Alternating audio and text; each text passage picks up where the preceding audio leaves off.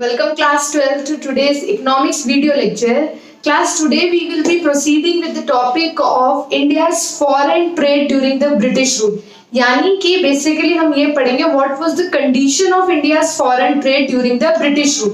Class, जैसा कि हमें चैप्टर चल रहा है हमारा, हम प्रोसीड कर रहे हैं, हम state of Indian agriculture during British rule, state of industries during British rule, आज हम कर रहे हैं state of foreign trade during British rule. मैं आपको बता चुकी हूँ कि इस चैप्टर में से किसी ना किसी एक, आप कह सकते हो, सेक्टर के ऊपर क्वेश्चन आएगा ही आएगा.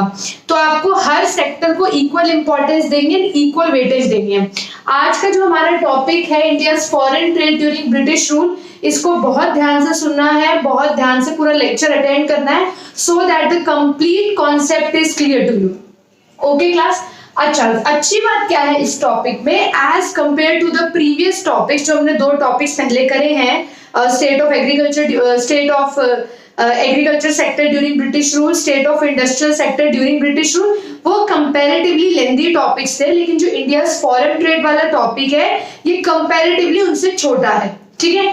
तो क्लास अगर आप ध्यान से देखो तो बेसिकली जो अगर हम फॉरेन ट्रेड की कंडीशन देखना चाहते थे at the time of independence, on the eve of independence, तो हम उसे सिर्फ 3 कैटेगरीज में डिवाइड करते हैं. मतलब 3 पॉइंट्स अगर आपको क्लियर हो गए तो कंप्लीट टॉपिक आपको एकदम क्लियर है. अच्छा, वो 3 कैटेगरीज क्या है? सबसे पहले ये समझो कि जो इंडिया का फॉरेन ट्रेड था ड्यूरिंग ब्रिटिश रूल, उसमें सबसे पहली इंपॉर्टेंट चीज क्या थी? Exporter of primary products and importer of finish good. यानी इंडिया क्या बन के रह गया था? रॉ मटेरियल का एक्सपोर्टर एंड फिनिश्ड गुड का इंपोर्टर. हम हर पॉइंट को डिटेल में स्टडी करेंगे, बट पहले हम पॉइंट्स देख लेते हैं कौन कौन से हैं. Monopoly control of British rule and drain of India's wealth. हम हर एक टॉपिक को इलैबोरेट करेंगे, डीपली स्टडी करेंगे, ताकि अगर एग्जाम में इस टॉपिक से रिलेटेड कोई भी क्वेश्चन आ जाए तो आप बहुत अच्छे से उसका आंसर कर पाओ. Okay class, so now let's proceed with the first point. Yes, we can see class, India जो है वो एक्सपोर्ट करने लगा. इंडिया क्या एक्सपोर्ट करने लगा? अगर आपको ध्यान हो तो ये हम लास्ट टॉपिक यानी जो industrial sector on the eve of independence में भी पढ़ चुके हैं. तो अगर आप दोबारा इस पॉइंट को सुनोगे तो आपको बहुत अच्छे से क्लियर हो जाएगा. इंडिया क्या एक्सपोर्ट करने लगे? Raw material like raw silk, raw cotton, wool, sugar, indigo, मतलब जितना भी रॉ मटेरियल है वो ब्रिटेन को हम एक्सपोर्ट करने लग गए. वो भी अपनी मर्जी से नहीं, हम तो ब्रिटेन के अंदर थे, ब्रिटिशर्स के अंडर थे ना. तो ब्रिटिशर्स क्या करते थे? वो इंडिया से रॉ सिल्क, रॉ मटेरियल जितना भी है वो चीप रेट्स पे कहाँ ले जाते थे? ब्रिटेन. ठीक है. यानी जितना भी रॉ मटेरियल है इंडिया से वो ब्रिटिशर्स चीप रेट पे, बहुत सस्ते दामों पे, चीप रेट्स पे कहाँ ले जाते थे? ब्रिटेन. और वहां उस रॉ मटेरियल से वो फिनिश प्रोडक्ट्स बनाते थे. जैसे रॉ सिल्क लेके गए, रॉ सिल्क से सिल्क के क्लोथ्स बना दिए. रॉ कॉटन लेके गए, वहां से कॉटन के क्लोथ्स बना दिए. तो उसके बाद वो क्या करते थे? जो फिनिश गुड्स है वो इंडिया में इंपोर्ट करते थे, यानी इंडिया में लाते थे, इंडिया में बेचते थे एट अ हाई प्राइस. ठीक है. वही चीज हम दोबारा रिवाइज कर रहे हैं. तो यानी मैं इसको समराइज कर देती हूँ कि जो ब्रिटिशर्स थे वो इंडिया से रॉ मटेरियल सस्ते रेट पे ले जाते थे, वहां पे उस रॉ मटेरियल से फिनिश प्रोडक्ट्स बनाते थे, और वही फिनिश प्रोडक्ट्स इंडिया में इंपोर्ट करते थे, इंडिया में लेके आते थे, और उसी फिनिश प्रोडक्ट को इंडिया में महंगे रेट्स पे बेचते थे. ठीक है. यानी इंडिया में वही प्रोडक्ट्स को हायर प्राइस पे बेचते थे. क्या क्या इंपोर्ट करते थे? Cotton cloth, silk cloth, capital goods. Capital goods हम पढ़ चुके हैं. यानी कैपिटल गुड्स वो गुड्स होते हैं जो आगे और फर्दर प्रोडक्शन में यूज होते हैं, लाइक मशीन्स, टूल्स, इक्विपमेंट्स. तो आपको एग्जाम में ये जरूर मेंशन करना है क्लास कि एक्सपोर्ट रॉ मटेरियल का होता था और इंपोर्ट फिनिश्ड गुड्स का होता था. उसके बाद आप मेंशन कर दो रॉ मटेरियल किस टाइप का, जैसे raw silk, raw cotton, raw wool, raw sugar, और फिनिश प्रोडक्ट के इंपोर्ट यानी प्रॉपर बने हुए cotton cloth, silk cloth, capital goods, industries, ये सब. ठीक है. तो आई थिंक आपको क्लियर हो गया कि रॉ मटेरियल का एक्सपोर्ट होता था और फिनिश गुड का इंपोर्ट होता था. ठीक है. तो ये पॉइंट क्लियर, यानी हमारा फर्स्ट पॉइंट कवर हो गया class, exporter of primary products and importer of finished goods. पहला तो हमारा फॉरेन ट्रेड ये था कि हम फॉरेन कंट्री के साथ, यानी Britain is a foreign country for us, तो ब्रिटेन को हम एक्सपोर्ट करते थे रॉ मटेरियल एंड इंपोर्ट करते थे फिनिश्ड गुड्स. अब हम चलते हैं क्लास अपने नेक्स्ट पॉइंट की तरफ. Next point is class monopoly control of British rule. वैसे तो मोनोपोली का मतलब होता है सिंगल सेलर, जब किसी भी प्रोडक्ट का एक इकलौता सेलर होता है, जो आप माइक्रो इकोनॉमिक्स में पढ़ के आए हो, वो होता है मोनोपोली। यहाँ वो मोनोपोली का सेंस नहीं आ रहा, यहाँ मोनोपोली का सेंस आ रहा है क्लास अपनी चलाना। जैसे कहते हैं तो अपनी मोनोपोली चला रहा है, नहीं सिर्फ अपनी अपनी चला रहा है। जो मोनोपोली जो होता है, मोनोपोली का मतलब क्या होता है कि सिंगल सेलर जो अपने हिसाब से प्रोडक्ट बेचता है, जितना मर्जी प्राइस रखता है, तो अपनी चलाना, उसे यहाँ पे मोनोपोली के रेफरेंस में यूज किया है। Monopoly control of British rule, यानी ब्रिटिशर सिर्फ अपनी अपनी चला रहे थे। उन्हें इंडिया की, कहते हैं ना, इंडिया की प्रोग्रेस से, डेवलपमेंट से कोई मतलब नहीं था। वो सिर्फ अपने मन में उनके जो आ रहा था वो कर रहे थे। जैसे क्लास इस पॉइंट के अंदर आपको 2 पॉइंट्स एग्जाम में मेंशन करने हैं। अगर आप मोनोपोली कंट्रोल में से 2 में से 1 पॉइंट डिस्कस करके आते हैं एग्जाम में, तो आपको कंप्लीट यानी फुल मार्क्स नहीं मिलेंगे। फुल मार्क्स के लिए आपको मोनोपोली वाले पॉइंट में 2 पॉइंट्स डिस्कस करने हैं। वो 2 पॉइंट्स कौन सा? नंबर 1 क्लास ध्यान से देखना, फर्स्ट पॉइंट क्या है? More than half of the trade, मतलब आधे से ज्यादा ट्रेड जो था वो सिर्फ किस कंट्री से हो रहा था? ब्रिटेन। यानी ब्रिटिशर्स इतने तेज थे, इतने चालाक थे कि मोर देन हाफ, मैं आपको सच बताऊं तो 75% ऑफ द ट्रेड सिर्फ वो अपनी कंट्री के साथ कर रहे थे, क्योंकि सारा फायदा वो लेना चाहते थे।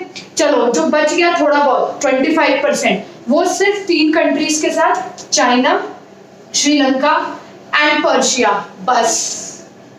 तो आप खुद सोचो क्लास, मोर देन 75% जो ट्रेड है, मोर देन 75% ट्रेड वो जो है वो ब्रिटेन के साथ करे, सिर्फ अपनी कंट्री के साथ। और जो बचा कुछ थोड़ा बहुत ट्रेड है वो सिर्फ 3 कंट्रीज के साथ कर रहे हैं। यानी इंडिया का ट्रेड तो वो बढ़ाना नहीं चाहते थे ना, वरना तो दुनिया की बहुत सारी कंट्रीज के साथ करते।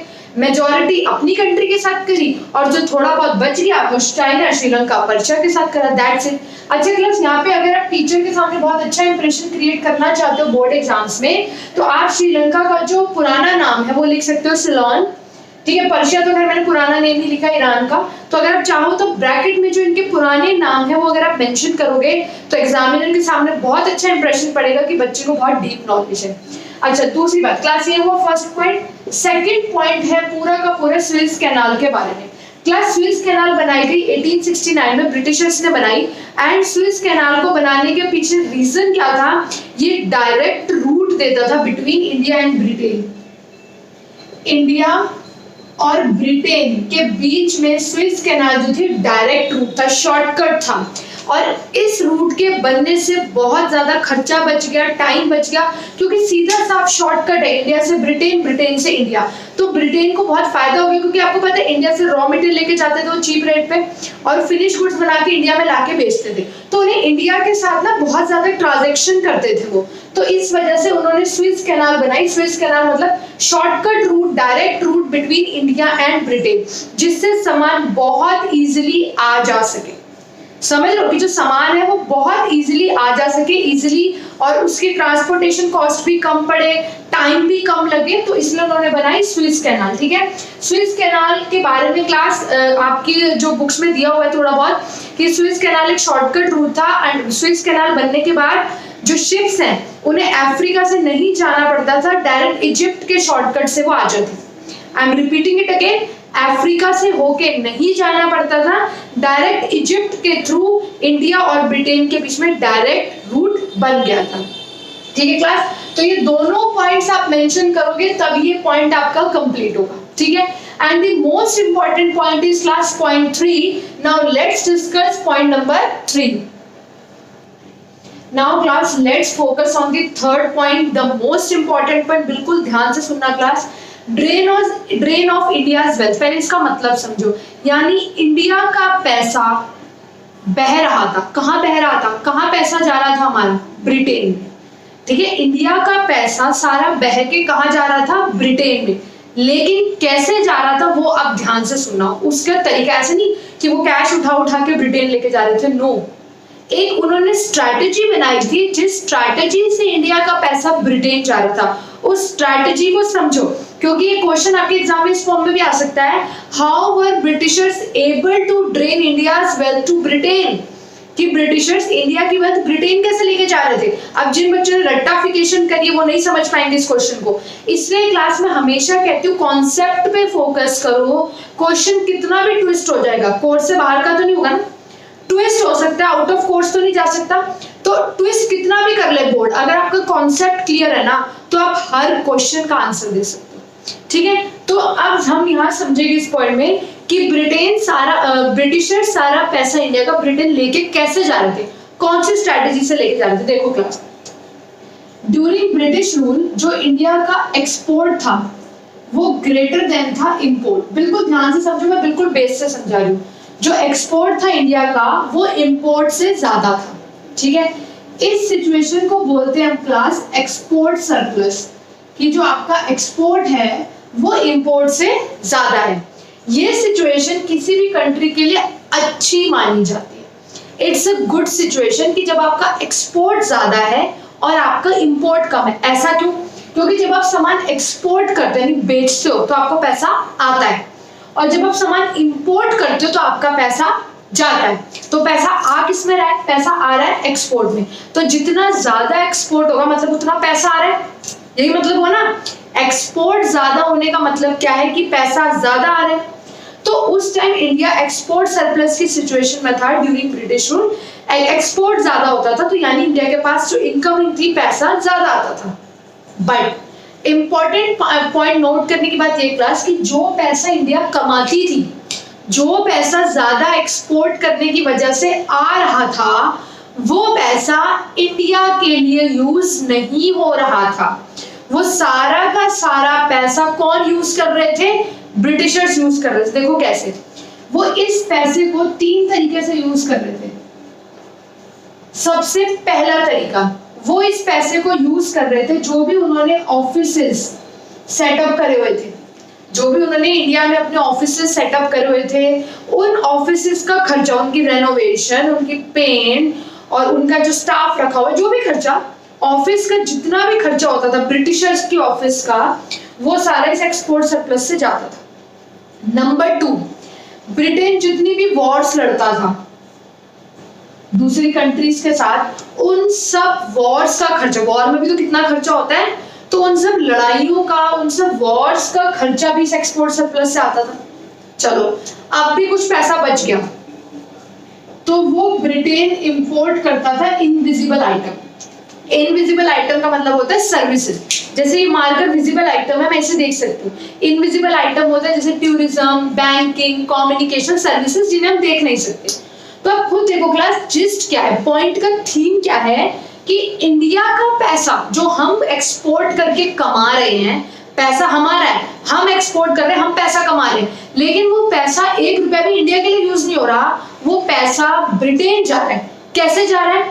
3 तरीके से उस पैसे को ब्रिटिशर्स यूज कर रहे थे। नंबर 1, जो भी उन्होंने ऑफिसेस सेटअप किए हुए थे अपने, उन ऑफिसेस को मेंटेन करने में पैसा जा रहा था।